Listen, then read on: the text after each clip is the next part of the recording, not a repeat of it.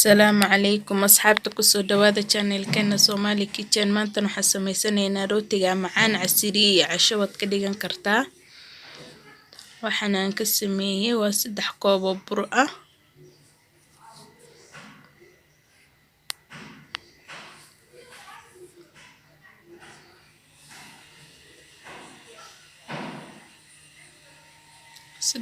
bur ah halkaa ku shubtay haddana waxaan ku darsanayaa fixisadii waa hal xabo 2 qaado waa fixisa ah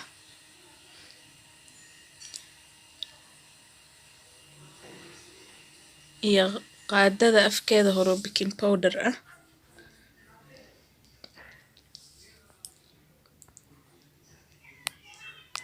hal qaado blue band mise butter waxa haysatid waa ku darsan kartaa iyo qaada vanilla carfiso hili waa ku bedelan kartaa iyo 2 xabo ukun ah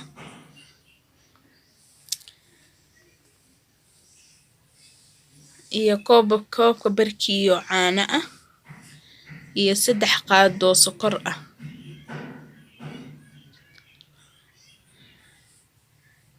iyo cusbo yariis waaye intaas aan isku soo qasaneynaa hadda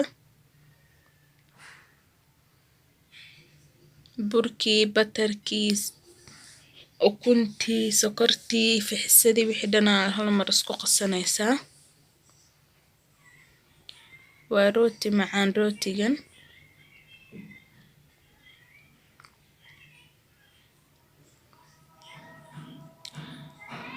burkaas waan qasaneynaa burka jileec iyo ka noqonin adeegna lama rabo dhexdhexaad ku ahaado kana haddana waan soo xashta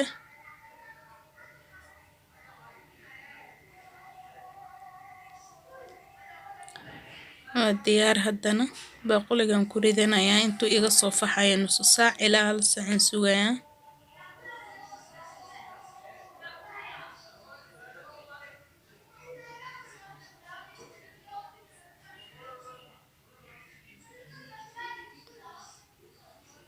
kana haddana soo noogu soo faxay waa diyaar burkeena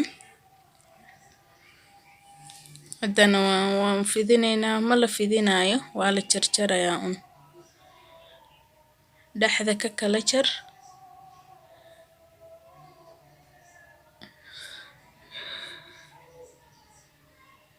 dhaxda markaa ka kala bartid qayb aan u sameyn doonaa insha Allah ila arkaydinkana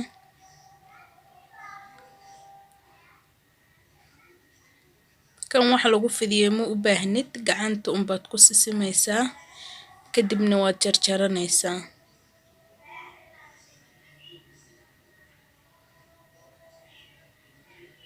hadba qiyaasta rabtid ani hadda yaryariisan ka dhigayaa dhexdhexaad yaryariis waaweyn waa ka dhigan kartaa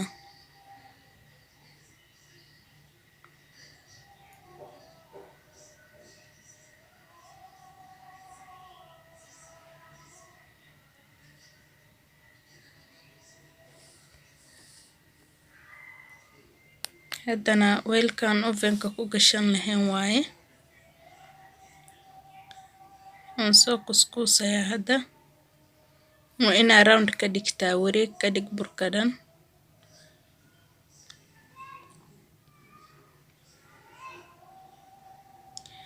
saa marka u wada sintid aad weelka gashanaysaa marka weelka ku ridanaya weelka ovenka ku gashan lahayd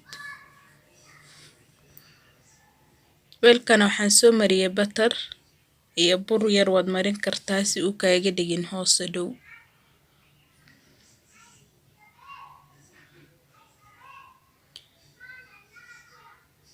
saasan ku soo wadayaa kulli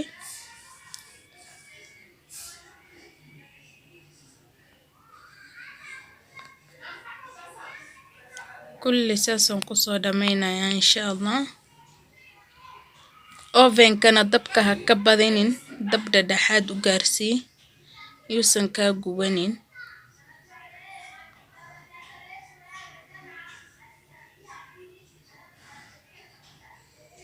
kori hoos uga shidaysaa dab dhexdhexaad ah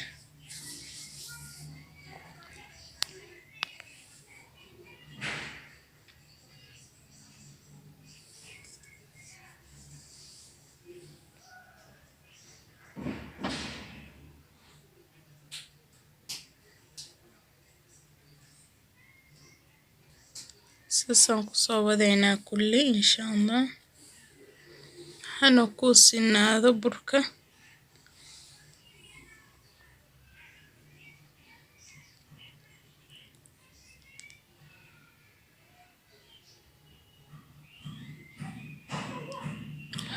kan kale wuxuu u sii weynaanayaa wuu sii faxayaa inta midka kale sii dudubaysid kii kale wuu sii faxayaa meesha ku sii riday marka waa dhiganaysaa ilaa hadana adi 5 daqiiqo 5 minutes saasuu u soo faxay. hadda caanaan marinayaa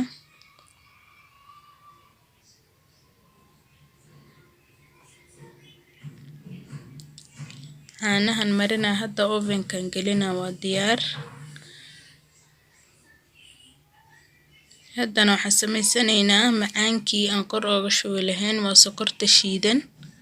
hal koob oo sokorta shiidan waaye iyo 2 qaado batar ah aan soo kululeeyay waaye iyo caano 2 qaado camal. caanaha ka badinin biyo ka noqonaya hadduu ka jilcana sokorta ku dari kartaa.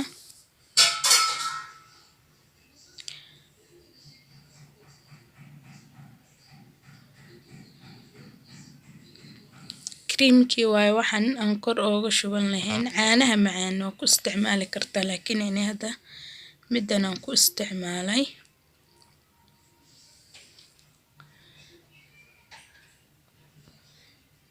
waa diyaar waxa dhan hal mar isku shubnay sokorta caanaha batarka intaasaan ka sameeyay ka caanihi macaan u yihiin.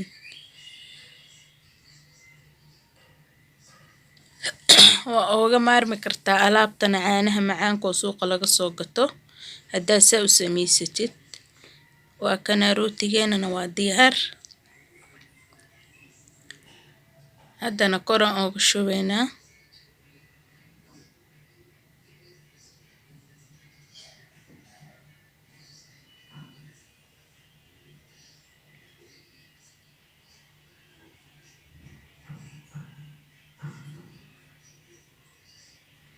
waa diyaar haddana wakaas saasuu ku soo baxay. asxaabta ka faa'iideysi wacan.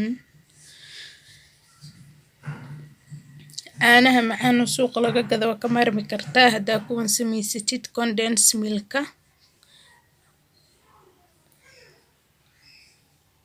waxaan isku sameeyayna waa sokorta iyo batarka iyo caanaha.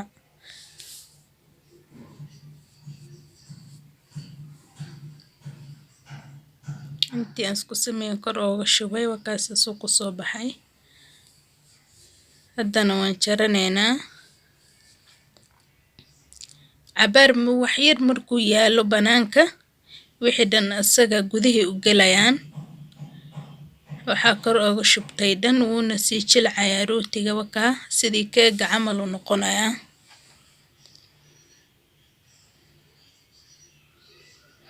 waa rooti macaan casriye waa u samayn kartaa ciyaalka. haddaa xaflad qabtid waa samaysan kartaa. casho waa ka dhigan kartaa wuxuu diiday malaha. ma fahanteen asxaabta ka faa'iideysi wacan.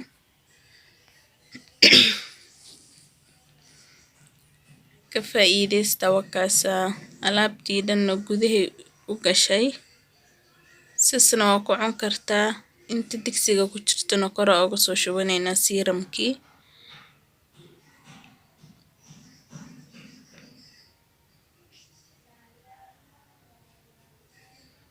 wakaas waa diyaar.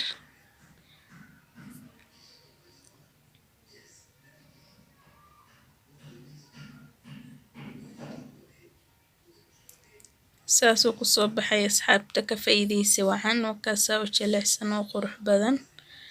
faa'iideysi wacan. share like subscribe insha allah.